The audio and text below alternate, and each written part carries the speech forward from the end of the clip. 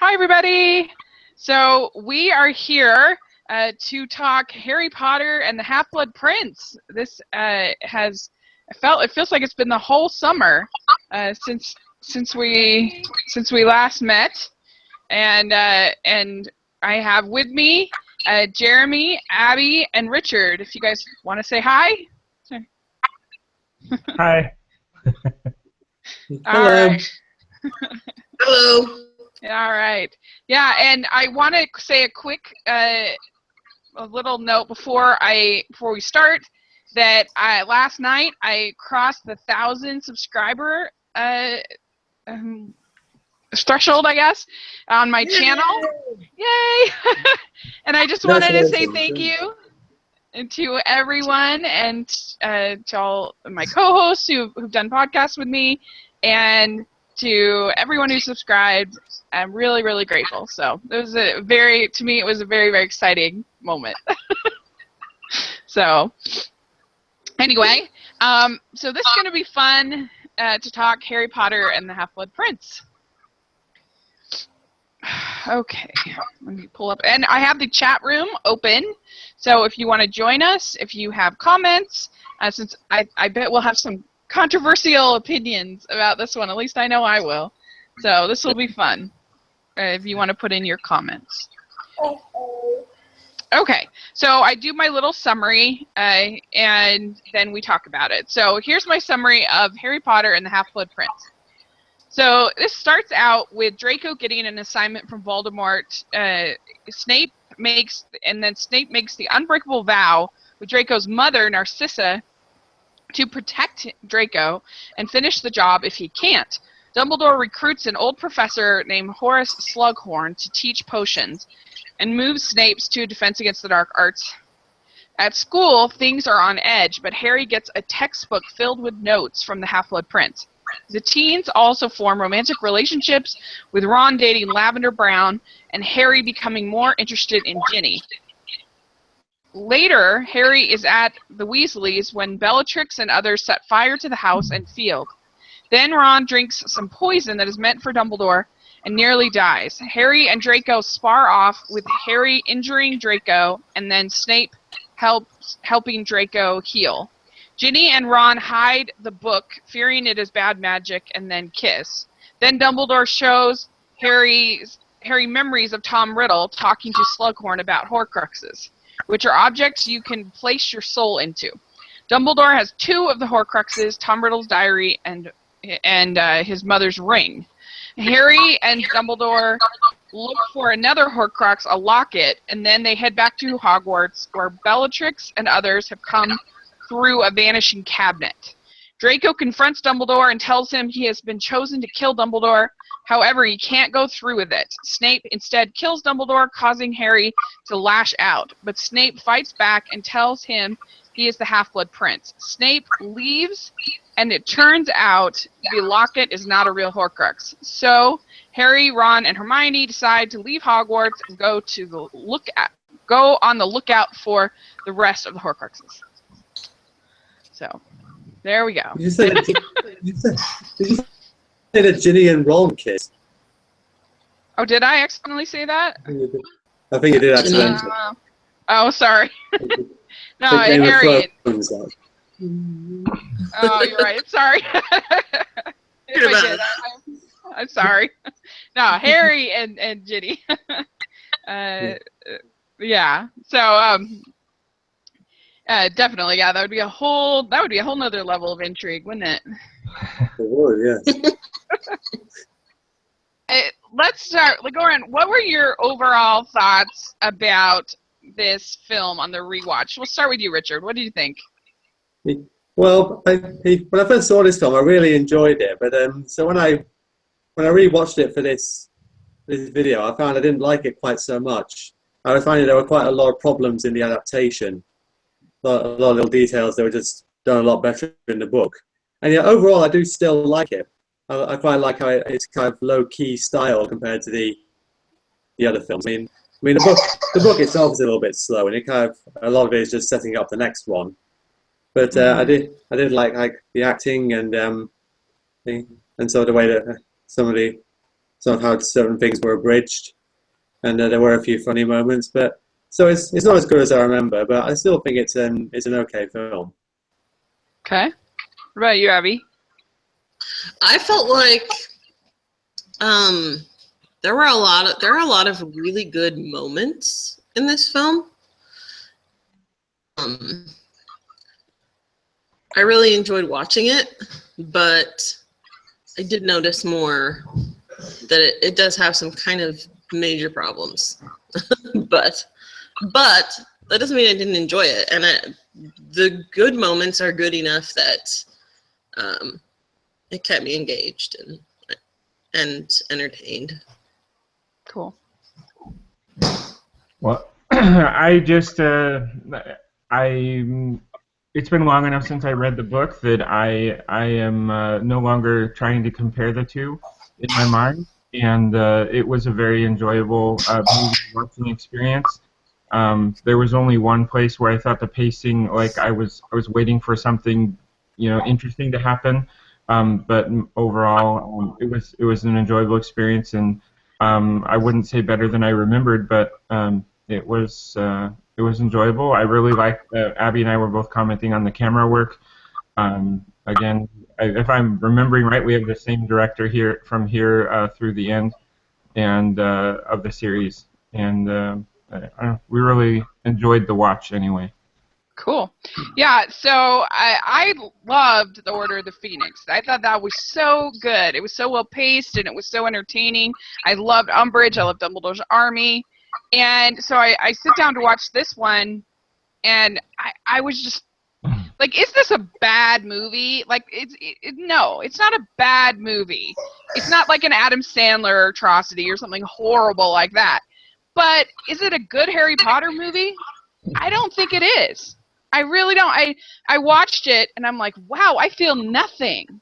I feel nothing. And I was like, there's no way. And so I read the book again, because I'm just like, I remember this one being so impactful. And the book is like so emotional. Like, you're so angry at Snape, and it just builds up this tension. And Snape is hardly in this movie, I felt like. Mm-hmm. And so by the time by the time he kills Voldemort, like in the book, you are like devastated and you are so angry at him for what he did. And I just felt nothing in watching this. I wasn't angry at him. I was just like, blah. And so like I was, I don't know, I was really surprised and just how like flat I found it. Again, it's not like it's competently executed as far as a movie, but certainly as an adaptation of this book, I think it is badly done. And so that was kind of my experience. Yeah, I was disappointed. I had scenes where I felt something, but you're right. There wasn't that like ongoing indignation with Snape and that frustration, and you don't get the crisis of identity that Harry's having. Mm-hmm. You don't get the really, he gets this book, novel. The whole movie is named after a name that he finds in this book, and in the novel, he is constantly in that book, like. Yeah. He's always coming back to it. He's learning new spells. He's like, it's a huge mystery. Who is this Half-Blood Prince? Where did this book come from? In the movie, it's like you see it, and he uses it in potions class, and it's like, oh, cool, he can do potions now. Yeah. And then you don't hear about it again until, like, he finds the Sectum Sempra spell. And that's for, like, a second. He looks at it, and he's like, oh, Sectum Sempra. And then he goes and does it. And that's the whole presence of that book in the movie. And so it really took the like connective tissue that was in the novel and took it away. So it was just kind of this series of scenes. Yeah, it felt like an episode of a TV show. That like we're getting ready for the finale, and like so we got to include all this stuff, and it's like I said, competently executed. The acting is fine. The whatever is fine, but it just, I don't know. It just didn't have that meat that that's in the book. That's for sure. And yeah, I agree. It just, I don't know. I don't know if they just maybe could have made it a little bit longer, or what they could have done to, I don't know what they could have done to make it better, but I was, well, so let's talk, Richard, you're our sort of our catalyst for changes from the book, and this one there's a billion, Yeah. but what are some of the biggest ones in your mind? Well, there is quite a lot that's cut out. I mean, like when Harry gets to the burrow, he finds that Fleur Delacour is actually there, because she's now engaged to Ron's brother Bill, and they're not in the movie at all. In fact, like at the end, after Dumbledore's been killed, there's this whole battle between the Order of the Phoenix and the Death Eaters, which doesn't happen in the film, and Bill gets attacked by Fenrir Greyback, the werewolf, which leaves him really badly scarred. And there's this bit of a conversation where Mrs. Weasley thinks Fleur is going to leave him now because she really doesn't like Fleur, and Fleur says that she won't. And there's also the new Minister for Magic, Rufus Scrimgeour. Like, he actually comes to the Burrow over the Christmas holiday because he talks to Harry because he wants him to basically give some celebrity endorsement to the Ministry because they're really not doing a very good job fighting Voldemort. And Harry's like, well, seeing as how you spent all of last year calling me a liar and gave us the worst teacher ever, I'm going to say no. And what else? And then most of the memories for the Dumbledore shows Harry about Voldemort are cut out. Like, you see the Gaunts, Voldemort's family before Voldemort was born, and a couple of other and some memories that show of when Voldemort met his uncle and then subsequently killed his father, and then so a couple of the things he did after Hogwarts. To kind of give more of an insight to Voldemort's personality and his tendencies and how he ended up the way he is, which ultimately leads to the Horcruxes and Harry and Dumbledore discussing what they might be and where they might be. And there's also some new scenes as well that aren't in the book. I mean, most notably there's the attack on the Burrow, which isn't in the book at all. Right. I was going to say. And there's also a few more conversations with Slughorn. And I mean, another thing that's changed, they cut out they showed a match against Slytherin, but then they cut out the one against Hufflepuff, where McLaggen has to play instead of Ron, and he tries to tell everybody else what to do until he finally grabs a bat off one of the beaters and hits it, and it hits Harry and fractures his skull. Yeah, and then there's a match against Ravenclaw that Harry misses because Snape gives him detention after what he does to Malfoy, and it's after that everybody's celebrating that he kisses Ginny for the first time. So obviously that's different. Yeah. I was trying to remember how that went down, but I was watching and I was like, I'm pretty sure that's not how it happened in the book, but I couldn't remember. But no, it's this big kiss in front of everybody instead of like just hiding away together in the room of requirement. Yeah, that's right. Okay, so one of the strengths of the Order of the Phoenix is the strong antagonist. You actually see Voldemort and Umbridge, and they're so good together, I think, and such good characters. So this film doesn't really have an antagonist. Do you agree with this statement, and is that a problem for you? What do you think, Abby? I think they were trying to make Bellatrix Lestrange the antagonist in this movie somehow, but I don't think it worked. And that's a lot of what's missing. I think in the book, it seems like Snape is kind of the antagonist. Like, he is really, I don't know. I don't remember it that well, but I remember him being in it a lot, and that usually means Harry's mad at him. So we get that whole chapter at towards the beginning, setting him up, trying to convince us that he is in fact evil, don't we? That's where right. He makes an unbreakable vow. There's a lot more detail there where he kind of explains away everything that he's done. Yeah, they do a really good job of the book of just making you feel more and more sort of angry at Snape and more resentful of him, I think, in the in the book. Yeah, in this movie, I feel nothing for Snape. Like, he's not even hardly there. He really isn't in it very much. Yeah. There's not that much intensity in his performances. He's not quite as good as he was in Order of the Phoenix. No. Yeah. I don't Especially know. like at the end. Sorry, go ahead. I was saying, especially like at the end where he tells Harry that he's the Half-Blood Prince, he's just like, I am the Half-Blood Prince. Whereas in the book, he's actually quite angry at Harry for using Sectum Sempra on him and gets quite worked up. Mm-hmm. Right. Yeah. I don't know. It just, I think that because you don't see Voldemort at all in this movie, and that you really just feel that lack of an antagonist to like sink your teeth into. You get all the Tom Riddle, but I don't know, you kind of miss seeing Voldemort. It's like having a whole Star Wars movie without Vader or something like that. Okay, so, sorry, go ahead. I was going to say that Voldemort is still technically the main antagonist, but he's mostly, he isn't completely unseen for this film, apart from the flashbacks. We do see some of the Death Eaters at the beginning and at the Burrow, but a lot of it feels quite distant from the overall conflict. So everyone's kind of sheltered away at Hogwarts, and I suppose you could say that Malfoy is antagonist because he's working on this plan. But then he doesn't get very much screen time, and there's not much devotion to Harry trying to figure out what he's doing. I mean, we see that somebody's doing something bad at Hogwarts because Ron gets poisoned and Katie Bell gets cursed. But there could be a bit more detail on that. Yeah. And like I said, really, it's just kind of setting up the final installments. That's how it feels. Yeah. Yeah, I think you're right there. It just kind of feels like it's definitely Hallows Part 0.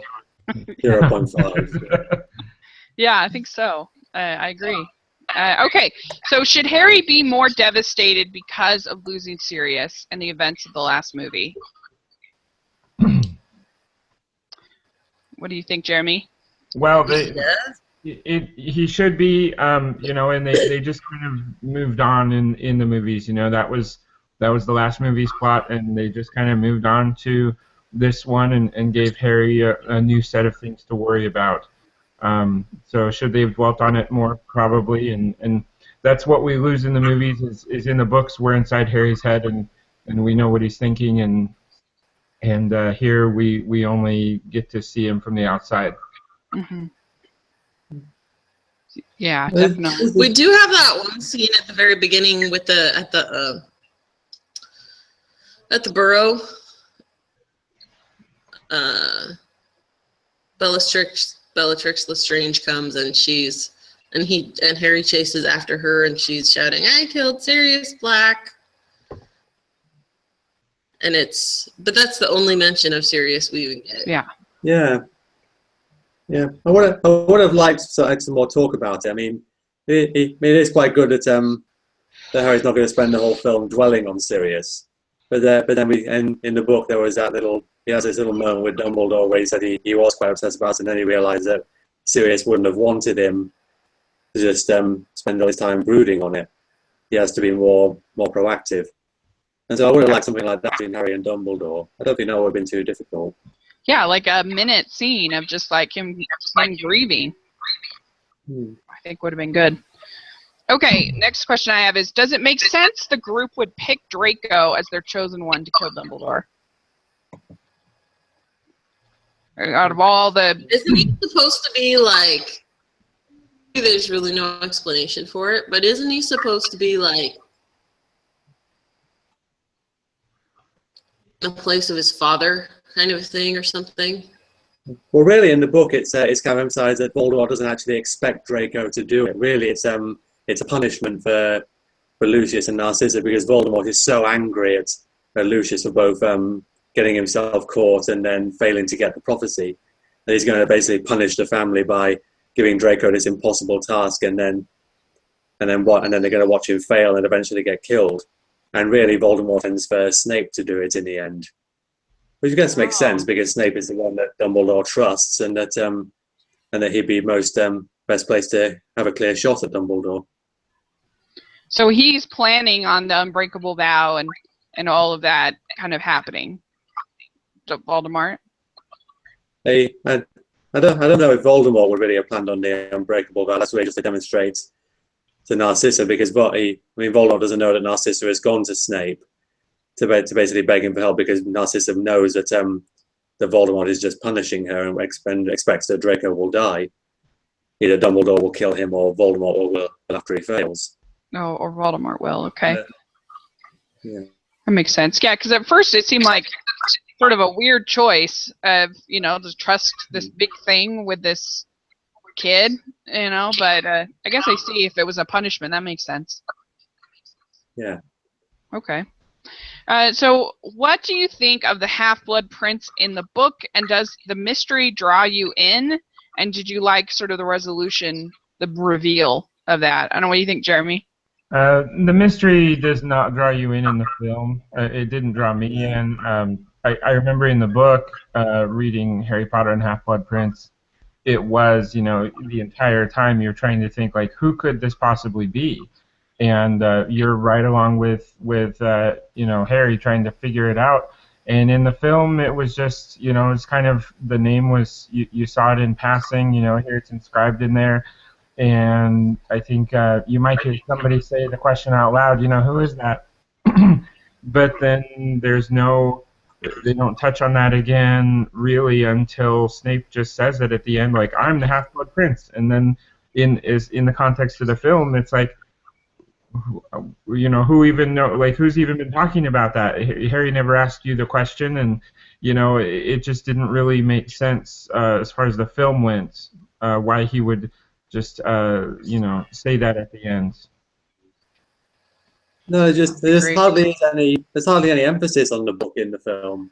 I mean, you just see it, Harry using it to get the Felix Felicis and to use Sectum Sempra, but he also in the book gets the idea for the Bezoar, I think that's how you pronounce it too, that eventually ends up saving Ron. And I think in the film he just hears Slughorn mentioning it at one point.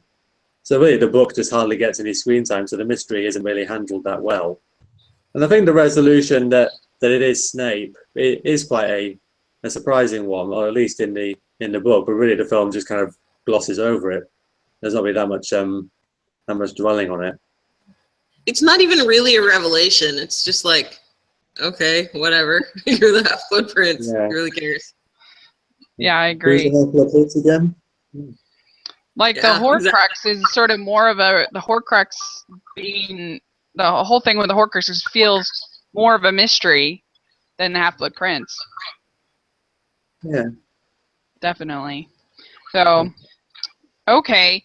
So Yeah, what do yeah. you... Oh, sorry, go ahead. If you go back on that and just look at, the time that was devoted in the film, you would say it was Harry Potter and the, missing memory or something, because they spent more time trying to find Slughorn's authentic memory than, figuring out who the Half-Blood Prince was. I mean, really, yeah, oh, sorry. I say, yeah, there is more cohesion in Harry first getting close to Slughorn because Dumbledore wants him to, and then Dumbledore shows him this memory, and Harry's trying to get it off Slughorn. Then that's kind of one of the more cohesive plot lines through the film. Mm-hmm.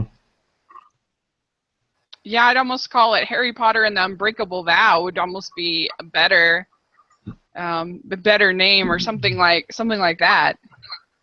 Mm-hmm. Okay, so what do you think of Slughorn and his story and the love for fame and his sort of weird attraction to Voldemort? And what do you think, Abby?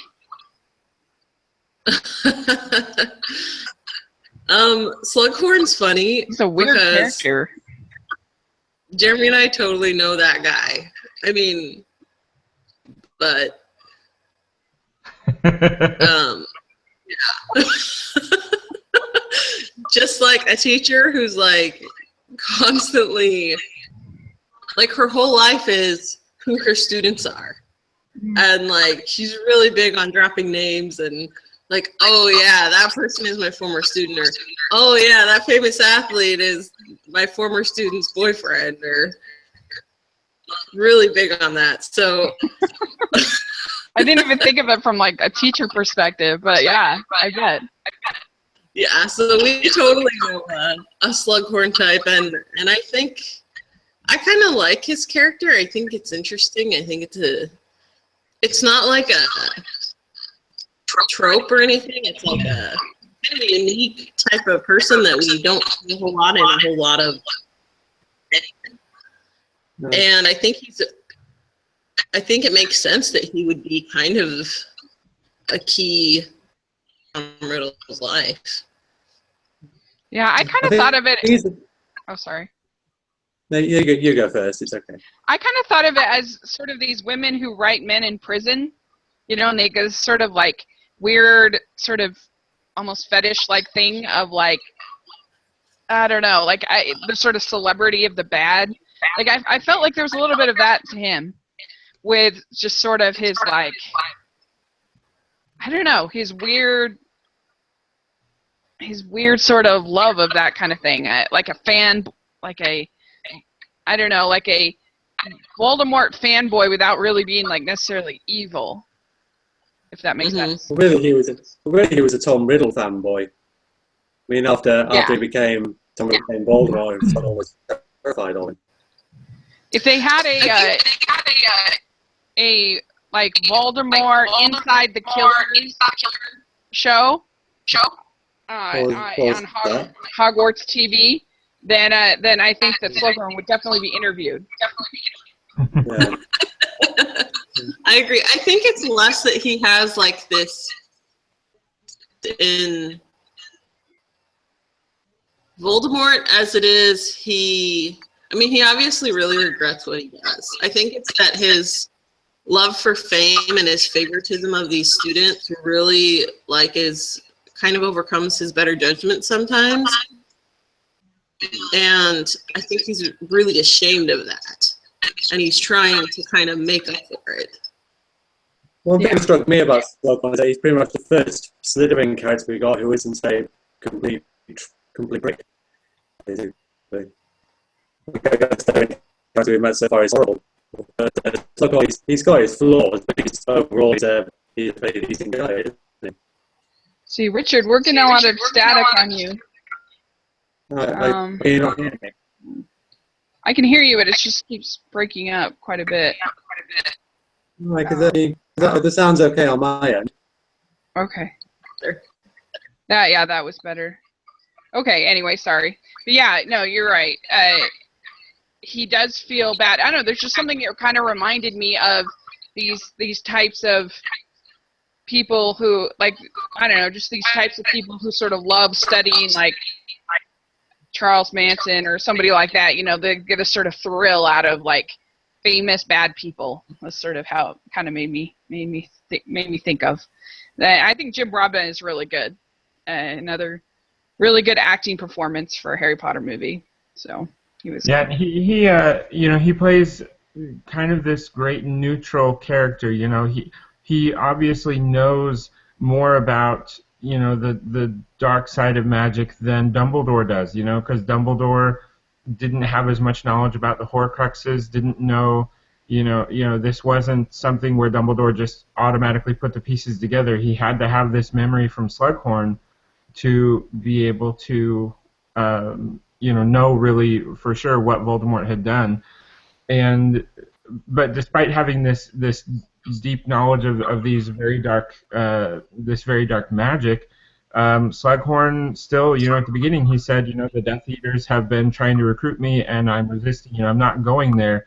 And so he kind of plays both sides to a degree, but I don't think he is truly good, and I don't think he truly is evil. He doesn't want to really go either way. He just wants the kind of that middle area where he can enjoy the fame of his students and the connections that he's made. Yeah, you're sort of titillated by it, but he wouldn't engage in it, I guess. Okay, so next question is, what do you think of the relationship drama? My thought is, I feel like Ron should have to work harder for Hermione's affection. Like, she's so, he doesn't do anything, and for either of the girls' attention. And I don't know. I just feel like she's kind of needy, and she's just not as strong as I would like her to be. And maybe that's appropriate to her age, but I don't know. I just feel like he should be more attractive to win, for her to be so smitten. He should have to work harder. I can't think of another way to say it. I don't know. What do you think, Abby? I think I'm with you there. I wonder how you felt that played out in the book. Did you feel like it was more me being needy and more of kind of both of them? It's a little better. I still think, yeah, it's a little better in the book, but I don't know. She's still pretty. I guess when you're that age, you tend to fall for stupid people, but so yeah, and the whole power of the crush thing is pretty strong at that age. Well, and I'll add too. I mean, they've known each other for more than 5 years at this point. I mean, it's, you know, this is probably something that she came to terms with long ago, where like he's kind of the one, and you know, she wanted him to ask her to the Yule Ball in the fourth 2 years ago. film. Yeah. You know, and so this was now a couple years ago, and so I think she already knew, and it was just kind of waiting for him to come around, and yeah. So I don't think it was a moment of just like a, you know, it wasn't a fleeting thing for her. Like, she's just had her mind made up, and he, you know, should he be better? Yes, but she's. I don't see this as a very quick decision for her. True. Is it fun at all? Sorry. Go ahead. Is it if I just duck out for a minute, because I just lost the connection for a few minutes ago, and I just want to try something with my my equipment, see if it goes any better. Right, you sound good, and you look. I don't have any more breaking up. Yeah, it's better now. Yeah, because I just seemed to drop to just lose it completely for a few minutes ago. Okay. Yeah. Do it. I'll just try and leave for a minute, and I'll just and see if I can just try something different. Okay. Sounds good. Okay. So yeah, I mean, is it fun for you, all the relationship stuff? Is it nice sort of comic relief at all, or? No, I would have rather not had Lavender Brown in this. I mean, I know she was in the book, and I mean, or to some degree, but it just felt like it was more predominant than the major storylines. Is you had Lavender Brown throwing herself at Ron throughout the film, and again, just the amount of time devoted to it, you could say it was Harry Potter and Lavender Brown. Yeah, it's a little skewed, I think, a little heavy.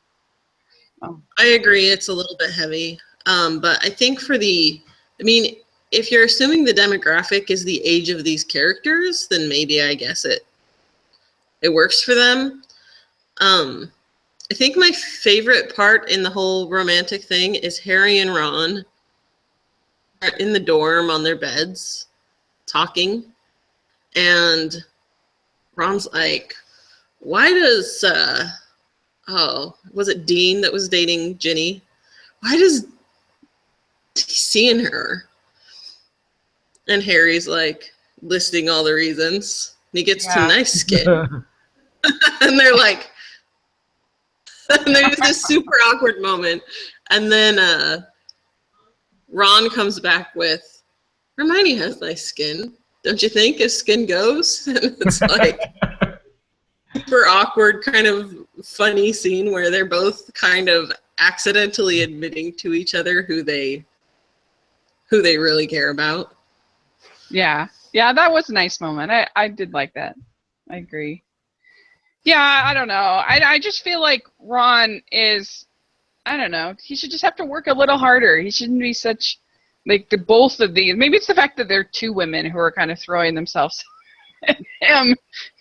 That it's like, oh, come on, ladies. I know, he's kind of a turd, too. Yeah. Like, he's the worst boyfriend ever. He's not that attractive. No. Like... Oh, dear. Okay. I'm glad Ron kind of gets his moment in the sun, though, because he's in Harry's shadow, like, throughout the whole series. Yeah, I guess. Yeah, he's kind of like One take going on. he's like Slater or something in this movie, and or Saved by the Bell. Okay, so what did you think of the burning of the burrow scene in this movie? It's not in the book. I actually kind of liked it. I thought it was at least visually sort of interesting. It kind of gets into this sepia tone, and you get to see Bellatrix. You get to see it, like I felt like something's happening. Something's kind of, I don't know. So I actually thought it was cool, but yeah, I don't know. What do you think, Richard? Yeah, I don't. Can you hear me? Okay. Yeah, I can hear you. Yeah. I just I got a new webcam. You see, so I just I was trying it out. Maybe it's just made things a bit worse, but so I just switched back to my old setup, and it seems to be going a little bit better. Oh, okay. But I don't really like that scene, to be honest. I mean, even when I first watched the film, it struck me a little bit jarring because it's not in the book, and it just seems to be this kind of action scene that's put in there, maybe because the filmmakers thought the story was going a bit slow and people might be fidgeting. And also, it doesn't really make much sense either, because if the Death Eaters can get through the defenses on the Burrow, then why doesn't Voldemort go there? Why doesn't he just go there and kill Harry when he's there at the Christmas holidays? And there's no real consequences either, because we get the Burrow on fire and everyone looks quite sad about it, and then in the next film, the Burrow's fine. True. And nobody really gets hurt either. Is the burrow in the next one? I forgot that. Yeah, in the next one, the Burrow is absolutely fine. No different. As we were watching it, and we see, this group of wizards staring at the burning burrow, I'm like, you're wizards, put out the fire. Why are we just standing here crying about it? That's a good point. There's a spell for that, Aguamenti, yes. So I don't know. As an action scene, sure, I was okay with it. I did get that, visually it did look really neat having the fire against the dark sky, and I do like the continued antagonism with Bellatrix, coming after Harry and just trying to draw him out. You see they're building the ties of that relationship with Harry and Ginny as she follows him out. So I felt like there was some good done there, but again, same thing with you. I think it makes this giant plot hole where why doesn't Voldemort just come there? Yeah, where is Voldemort this whole movie? He wasn't in the book either, though, was he? No, he doesn't appear in the book except in the flashbacks. Yeah, I think he's kind of like back into, but he's like letting his minions do all his work. Well, and we find out in Deathly Hallows that after being defeated at the end of Order of the Phoenix by Dumbledore, that Voldemort is actively searching for the Hallows, and specifically the Elder Wand. So that's kind of what he's. And we had that one connection, in the film where we do find out the wand maker Ollivander has been kidnapped, and we see that. But we don't hear about that behind the scenes action. I forgot about that. Okay. So did the flashbacks with Tom Riddle tell us something new aside from the Horcruxes? And do you like those scenes? What about you, Abby? What do you think? I think they're useful in giving us some background for who Tom Riddle is. Like, he's a student. I think the book was a lot more effective in that because it gave us like his whole personal history. Yeah. I think it served its purpose. I didn't love Tom Riddle in this one. He's super creepy. He's almost more like Jeremy said he was like a Snape if he took a shower. Yeah. Supposed to be really attractive and charming, not like some creepy little weirdo.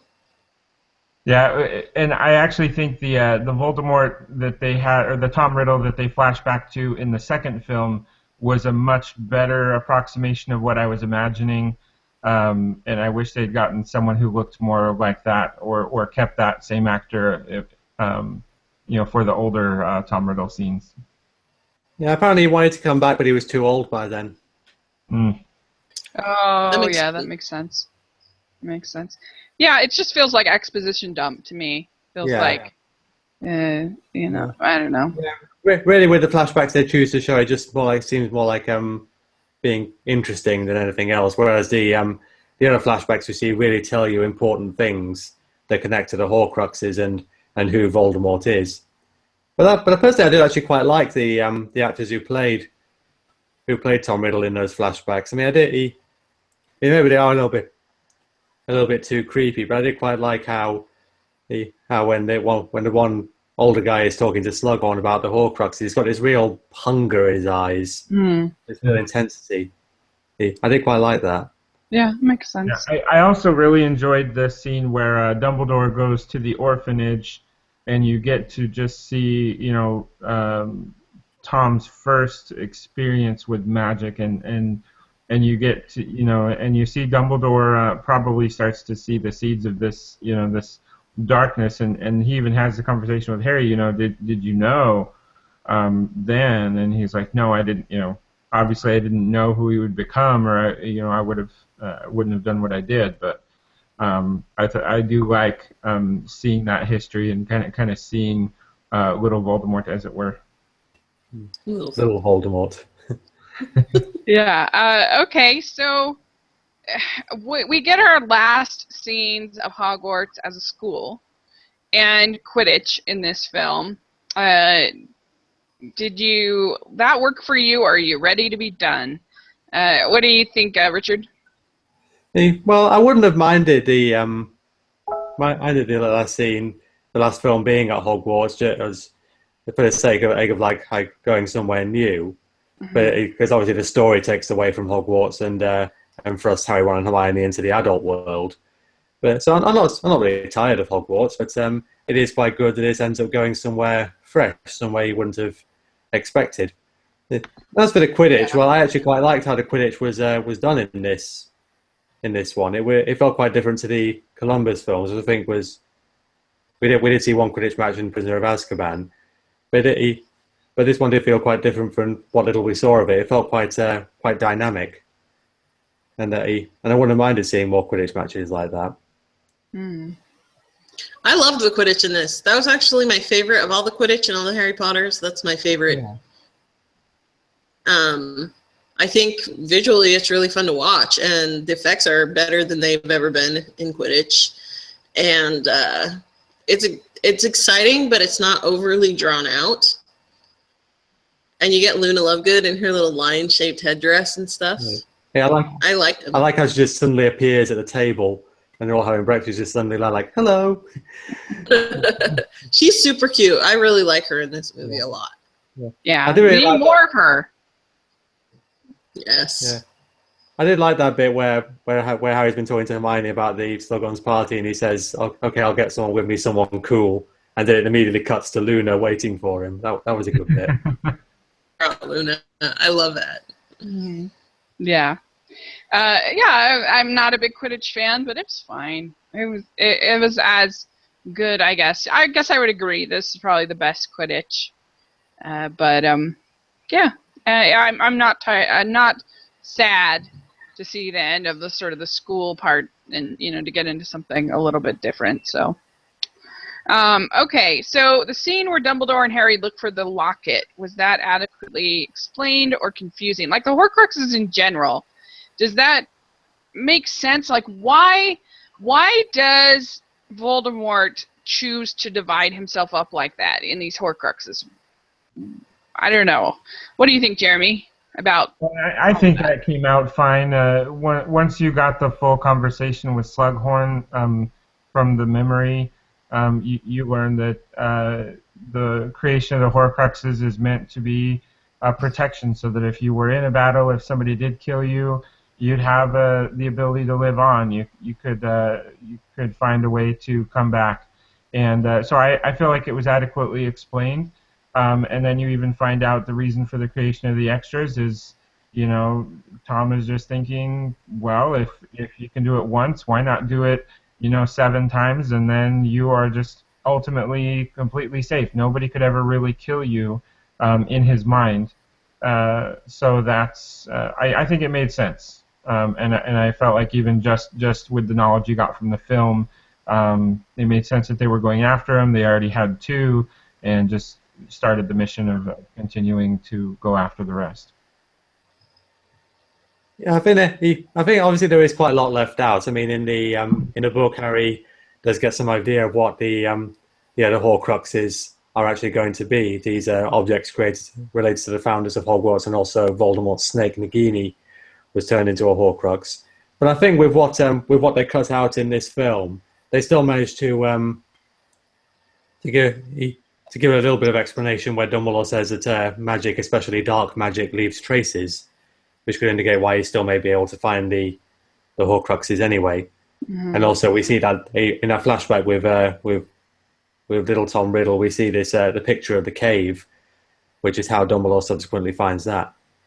So I feel it's obviously a lot is cut out, but I feel for what they leave in, they explain it okay.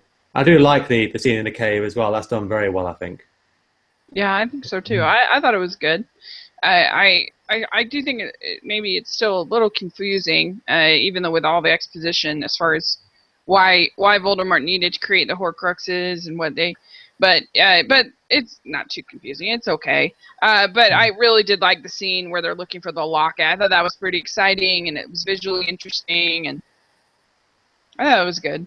Nice moment for Dumbledore and Harry together, especially with what's going to happen next. It's kind of nice. I did want to say, we find out, and I don't know if we do spoiler alert this many years later, but we find in book 7, you find that Harry also is a Horcrux that was unintentional, and I felt in the conversation with Dumbledore and Harry about the Horcruxes, I felt like Dumbledore. Like knowing that bit that Harry is also Horcrux, I felt like that's when it dawned on Dumbledore that Harry also most likely had become one. And if you just go back and watch that scene with them, and he talks about the traces of dark magic being left, and how these pieces of soul are trapped, it just seemed like in that scene. And I don't know if the actors actually knew at that point, or if anybody did, because well, the book had already been published by then, the last book. Was it? Okay. Yeah, then, I felt like they did make it pretty clear in that scene that Dumbledore had that knowledge. Yeah, well, in the books, Dumbledore definitely knows before then. I mean, in book 4, when Harry mentions about how Voldemort used his blood to resurrect himself, he mentions seeing this gleam of triumph in Dumbledore's eyes, which turns out to be because that means that Harry is protected. Because Dumbledore knows that he would have to die otherwise to get rid of the soul inside him. So presumably Dumbledore did know at that point, at least in the books. So Voldemort hid the locket. I can't remember about the locket. Who did that? R.A.B. So R.A.B. took the real locket and put the fake in its place. Oh, okay. And that was, I remember after reading the 6th book, that was, that was the big mystery of the year. That year was who's R.A.B. and all the, everybody was just trying to figure that out. Yeah, I guessed it. I reckoned it was Regulus Black. Yeah. Okay, so how is Draco's arc in the film handled, and is Tom Felton good in the role? What do you think, Abby? I think it actually was handled well. I think one reason Draco does not work as the antagonist is because the portrayal of him is too sympathetic. Mm-hmm. Like, it's obvious that this kid is really struggling, and like the bathroom scene, and I think the actor handled it well. I think I actually kind of like the way his arc was handled here. There are some little things about it that probably could have been done better, but for the most part, in the context, I think and I felt for him. Like, it's like this poor kid he's basically fighting all of his gut instincts and trying to please his parents and do this awful task that you know he doesn't want to do. But yeah, I think I liked it actually. Yeah, it is a really interesting. It is a really interesting arc for Drake. I mean, like in the first 5 books and films, he's just been this basic bully who likes to play up all the influence that his family has. There's this real swagger about him, and now in this one, he's basically playing with the big boys. He's being included in the adult dark side, basically, and he's having to do this serious work, and the consequences if he fails is that he's going to get killed, and that's just too much for him. Yeah. And he starts out quite contemptuous and quite proud of what he's doing, and then it starts to get to him as he starts to think that he might not actually succeed, and what's going to happen then. And so it is a very interesting arc, and I think Tom Felton does handle it well. He kind of gets the stress that he's under and the torment. I think Tom Felton has actually been one of the better of the younger actors throughout the series. Like even at the beginning when Radcliffe and Rupert Grint and Emma Watson weren't quite that good, I thought Felton portrayed Draco Malfoy pretty well. Yeah, I agree. I thought he was really good, actually. Yeah. I thought he was emotional. Yeah, it's kind of interesting because up to this point you don't like him. He's been a little jerk. Yeah. Now he's being asked to murder someone he really respects. And even through the movies, he kind of talks bad about Dumbledore because, you know, his father's a Death Eater and whatever. But it's really obvious in this movie that there's a lot of respect and admiration for Dumbledore that was hiding behind this veneer. And it's going to be hard. Killing someone like that is impossible. Well, and I think just killing anybody. I think if it had been someone that Malfoy really truly despised, he would have been more able to do it. But I think even through all of this, I think there's some level of respect for Dumbledore, and I think killing someone is awful and a horrible thing to ask a child to do. But I think killing Dumbledore was an especially impossible to ask for him. Yeah, it is emphasized in this one and others that killing's just not that easy. Yeah. Crossing that line, it's never easy, unless you're somebody like Voldemort who feels nothing. Yeah, or Bellatrix. Yeah, I think that it would be a hard thing to do with anybody, but let alone the head of the school and somebody who, even if you don't necessarily respect him, which I think he does, but even if you didn't, somebody that's so powerful, that would be very intimidating. And for somebody as young as he is to be expected to do this, it'd be pretty scary. So I thought it was good. I thought it was handled well. And I think too, you know, this it kind of bugs me that Voldemort, you know, he's supposed to be this super powerful villain and everybody's afraid of him, but he can't take out Dumbledore.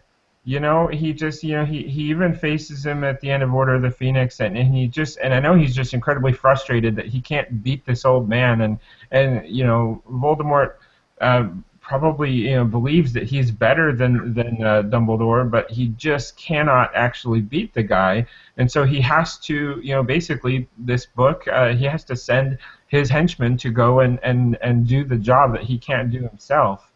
I don't know, it's part of the big villain thing, you know, that kind of the bully idea, like if you actually stand up to them, that, you know, they get scared and you know, don't know what to do about it. And I think in this case, Voldemort really can't take care of Dumbledore himself, and so he relies on his crew to kind of go do the job. Do you think one of the reasons that Voldemort sent Malfoy, a child, to go kill Dumbledore is because he knew that Dumbledore would let him? Like, Dumbledore's going to do the compassionate thing. He's not going to let this kid die. Yeah, and I agree with that, and I think that, you know, Severus was most likely completely honest with Dumbledore about the unbreakable vow. He probably let him in on what Malfoy most likely was going to have to do, And Yeah. that was part of the plan. Was they spoke about in the film and in the book about how when you murder, it splits your soul, and it does this damage that can't be undone. And that part of the Snape and Dumbledore's plan was to save Draco, I and think to it have was him. part of Voldemort's plan, because I think Voldemort knew, I'm powerful. There's no wizard powerful enough to actually overcome Dumbledore's magic. But if I send a child, Dumbledore's going to let him do it, because Dumbledore would die before he'd let that child die. Right, but for not Dumbledore. having- But then Dumbledore would probably be able to neutralize Draco non-lethally, I think. Right. He would certainly Yeah, have that power. but Voldemort will kill him if he doesn't complete the task. Yeah. But he That's does. the thing. But in the book, he does talk about hiding Draco and his family. He gives Draco that option. That's true. Yeah. But don't you think that's one reason Voldemort might have even assigned him that task in the first place? Absolutely. Yeah, Possibly. that makes sense. I hadn't thought of it that way. Way in, you know? Yeah. Yeah, I that mean, makes sense. Voldemort does see compassion as a weakness. Yes. Yeah. Him in his Achilles heel. Yeah. That makes sense. As That makes Voldemort. sense. Okay, so Snape ends up killing Dumbledore. Is this the big moment the filmmakers no doubt want it to be? What do you think, Richard? I think it is a fairly big moment. I do quite like that scene where they're all gathered around the body. I really like the music in that scene. But ultimately, I would have preferred to see the funeral like you do in the book. I mean, I've got this one book about the making of the Harry Potter films that shows some concept arts for the funeral, but it was never actually filmed. And I think that would have driven home the importance of it. I think I would have liked to see that.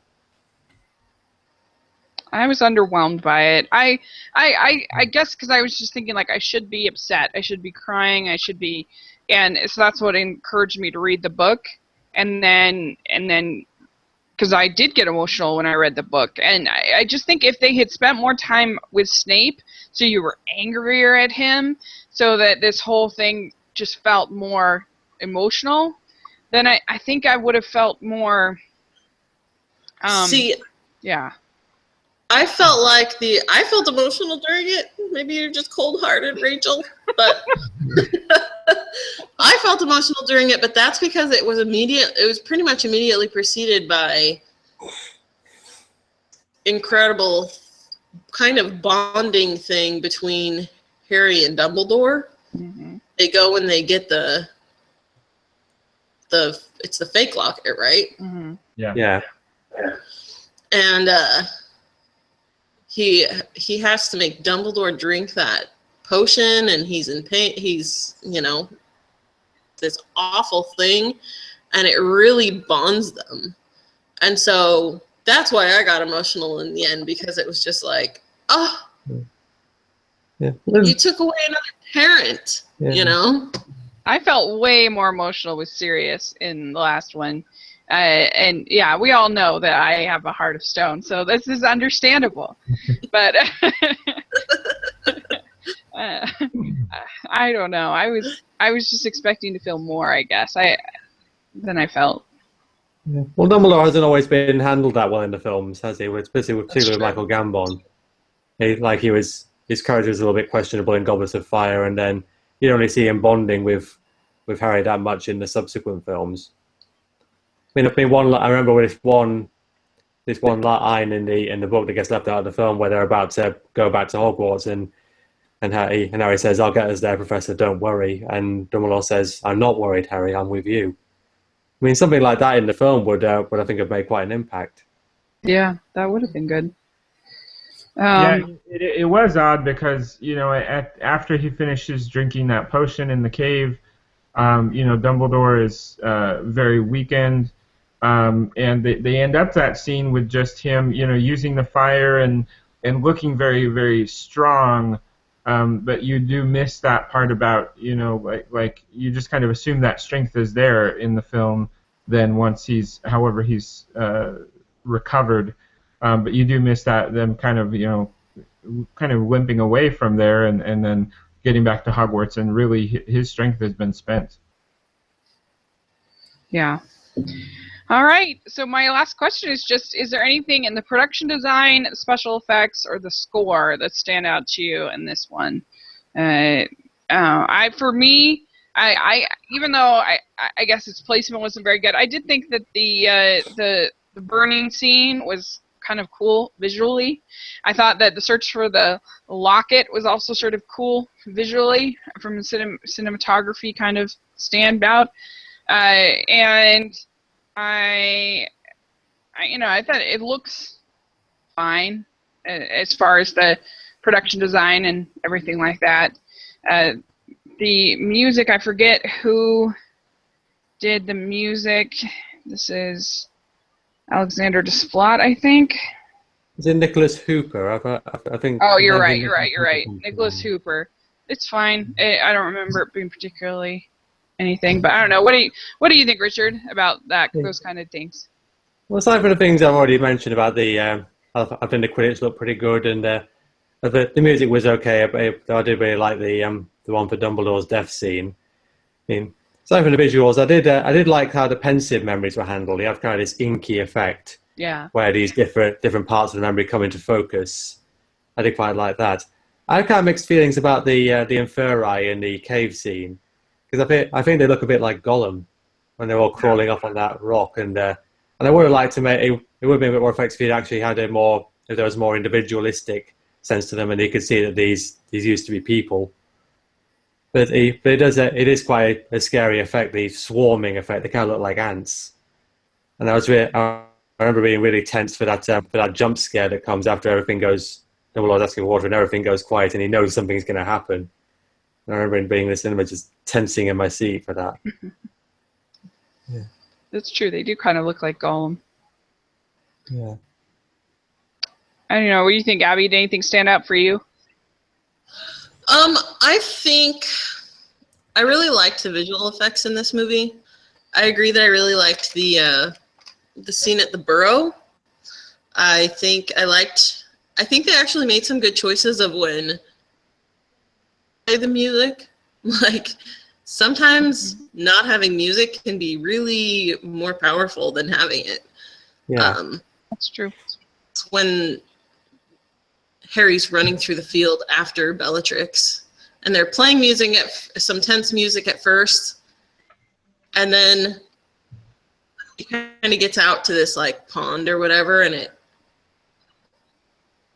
to an end, and it's just quiet, and you can just hear like the sloshing in the puddle. You can hear the wheat or the corn or whatever kind of field they're in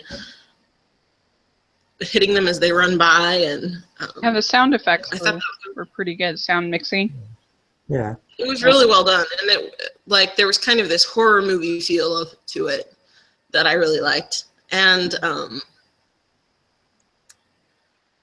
a lot of the cinematography was really nice. There are a lot of scenes that you're just like, wow, that's really, really beautiful.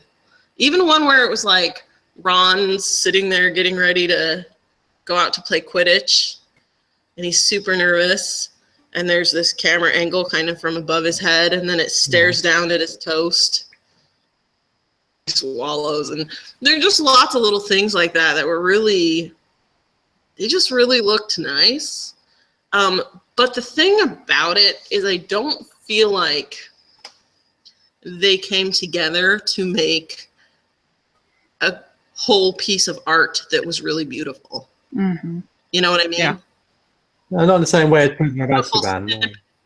Yeah, but it wasn't this cohesive piece. Yeah. And the other thing is the visual effects around was much better. Mm-hmm. Like, the Quidditch was good, and then the Katie, what's her name, that gets jostled around. Yeah. That looked really good. Like, when you think about those types of things that happened in the other movies, they looked really silly. Right. And this one looked pretty darn good. Yeah. So, yeah. I agree. Anything stand out for you, Jeremy? Nah, I agree with Abby. Okay. Great. All right. So that is all my questions. Anyone else have anything that they wanted to talk about or bring up? You get it all? Okay, lovely. I think we got it all. Okay, good. Well, thank you so much. And we are going to meet again to talk about everyone's favorite Harry Potter movie, Harry Potter and the Deathly Hallows Part 1. This was the one that I didn't like in the theater, so I'm very curious to see how it comes on the rewatch, because the rest of these I really liked in the theaters. So maybe it'll be like I have like a 180. And you know, I always say the secret to happiness in life is low expectations. So maybe that'll help me with this one. But anyway, we're gonna talk about that one on the 8th, and then we will talk about the Deathly Hallows Part 2 on November 5th, and then we will sometime the week of the 20th we will talk about Fantastic Beasts and where to find them. So that will be really fun. And yeah, so where can people find you? Starting with Richard, if you want to say where people can find you. Well, my Twitter is PNE Richard, and they also have a blog where I've been talking about the Harry Potter books and films at velociraptor256.wordpress.com. And Abby, how about you?